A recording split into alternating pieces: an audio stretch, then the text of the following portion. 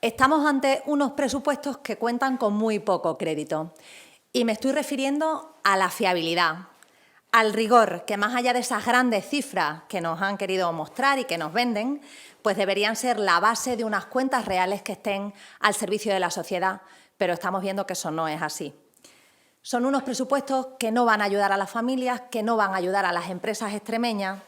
y no van a hacerlo cuando más lo necesitan y cuando más están pagando por la inflación. Los presupuestos de Sánchez vemos que son una renuncia oficial a la bajada de impuestos, que desde luego es la mejor y la forma más directa de hacer política social en el contexto en el que nos encontramos. Son unos presupuestos que, además, en materia de inversiones, pecan de mucho electoralismo, pero de muy poquita originalidad. Hay más créditos iniciales para infraestructuras, se nos está hablando de un incremento en las inversiones reales, eso sí, sobre el papel,